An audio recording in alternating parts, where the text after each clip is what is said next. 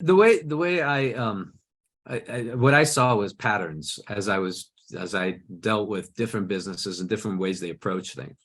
I described that business. By the way, the business I was describing is a very robust business that it's a medium-sized business, but a significant, with a significant track record, significant customer following. At the same time, you see where they've misjudged certain things. So it's not just about being me and you, oh geez, I'm just starting my own business, I don't know that much. You're constantly in a state of learning. So even with them, as experienced as they were, as successful as they were, even with them, when they said, okay, we're going to try to have this direct-to-consumer relationship, they suddenly were at a loss. It happens, it's normal, and it happens to all of us. It happens to me all the time. But over time, what I noticed was that there are three major areas that SMBs face challenges, sometimes and for various reasons. The first is sales channels. Okay, they're either overutilizing or underutilizing, and I'll describe that. Sales channels is something that's a lot different today than it used to be. It used to be you go and open a brick and mortar store. That's what you do. And here's your customer base. Basically, there's a geographic area. And from there, you start growing, right? How McDonald's started, right? Mm-hmm. They started servicing a geographic area. And then from there, they put restaurant 2 and restaurant 3 and restaurant 4. And they went from there. So that's completely changed, right? Especially if you're talking about consumer goods. There are now, you can just start today and right off the bat be on various sales channels. And that's an ever-growing thing, right? Because everyone who has eyeballs on their website, right, is basically sitting there and trying to create some way of selling products on it, right? YouTube is doing it, Facebook is doing it, Instagram's doing it. Every one of the social networks for sure are doing it, right? TikTok, every one of them. TikTok right now is putting out this thing where you can just shop right directly from their app. And so those are all individual sales channels and ones you can utilize from day one. Okay, this was not the case, 30 years ago or 25 years ago or 20 years ago, right? So what happens is a lot of SMBs start and they overutilize and underutilize. What do I say? Why do I say that? Overutilize in that they are on the wrong sales channels for their business at that time. It may be right later on, but not today. And not enough on the right sales channels for their business at that time, right? They may be even on those sales channels, but not enough. They're not focusing enough on them, or they're not on them altogether. So that's one area that's a challenge, which I focus on whenever I get involved with the business. Second area, they're overly focused, in my opinion, generally on new customer acquisition. New customer acquisition is incredibly important. It is important to every business, almost regardless of maturity. I mean, you look at Netflix. Every time they don't gain enough subscribers, their stock falls, right?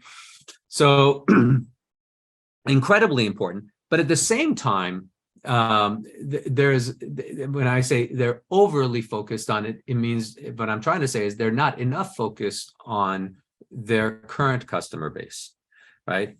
And that's where you get your upsells, your cross sells, your subscriptions, your monthly recurring revenues, right? Your MRRs, right? And those are the best marketing dollars you can spend, right? Those are, and every large business knows this. Marketing to current customers is a lot cheaper than spending money on getting new ones.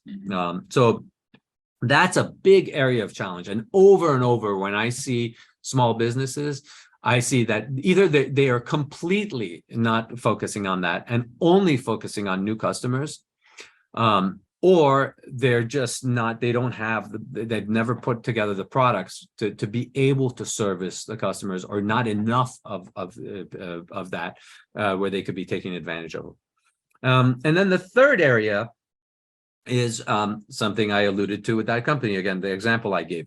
where they were completely clueless as to their logistics. How do you get this stuff to that individual customer, right? When you're used to having, again, incredibly successful, huge business, but they're used to having trucks pull up at their dock over there, and big forklifts fill up those trucks, and then those trucks leave, and then that customer orders again next month or 2 weeks from now, or 2 months from now, but they have a regular schedule. They come up, and they get to plan all of these things. It's not this thing where the customer comes and says, today I want this, tomorrow I want that, and have it to me, blah blah blah. So logistics is where they were, one of the areas where they were really, really misjudging what they were doing. Also, I throw in there, when I'm talking with SMBs, their supply chains, I throw it in together with logistics, because a lot of times it's so interrelated that it goes in the same bucket. But just today, right before we got on, I was talking to a small business owner who was describing misjudging exactly on that issue, both where they were sourcing some of their products, and then also how they were going to get them to the customer. It was one of their biggest challenges that cost them a whole lot. So yeah, those are the three areas that I generally see. And as soon as I talk to a small business owner, I'm immediately asking these questions. Where are you selling? What are you doing? What's happening with your current customer? Would you have an email list? Do you have this? Do you have that? What exactly are you doing there? Like time and again, like if you see, somebody will come and say, well, I'm doing this on Instagram, but blah, blah, blah on Instagram. Okay, well, Instagram, what exactly are you doing? And, who did why did you start on Instagram? Well, but, my friend who did like 10 years ago, started a business, blah, blah, blah. 10 years ago, Instagram, and today's Instagram, different. Yeah. I mean, might as well just be doing a different company. Yeah. Totally different in terms of how you run a business. Mm-hmm. So a lot of times you have to sit there and say, okay, well, what is the plan here? What are we doing? How about if we did this? What do you think about that? And then focusing, if you focus on those three areas, I think you start really maximizing the chances of success again. And that's my desire, basically. Yeah, that's awesome. And I go back to your second point about taking care of current customers, not just upselling them, cross-selling them, but focusing on retention, right? Because especially if you have something that's a monthly recurring or something like that, where they're going to come back and pay you again, having a strong retention policy, or not policy, but procedure in place, it's probably very, very key. Yeah, I mean, I'll use you as an example, right? I get, from the first time we met, right? I'm getting regular emails from you, different types of offerings, right?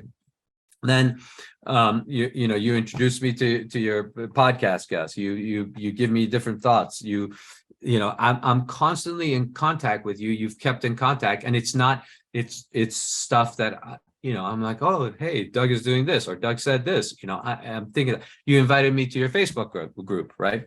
And I was like, oh, that's, I mean, you have all of these things that are a constant thing where you're keeping in touch with people.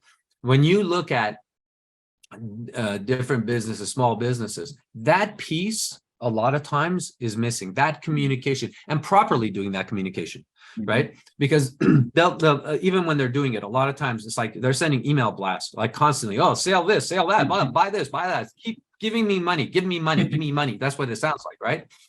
And I say, well, on emails, I mean, geez, email's kind of personal. When someone gives you that email address, right, they're kind of welcoming you in their home, right? It's sort of kind of that way, right? We have other ways that people contact us, especially now with all the social media out there. People have different ways of seeing each other and stuff.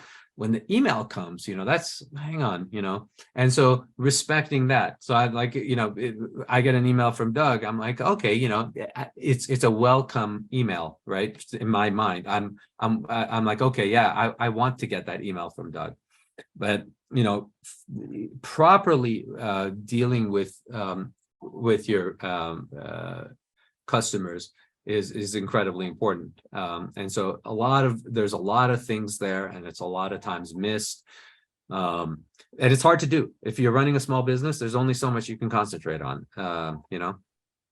so.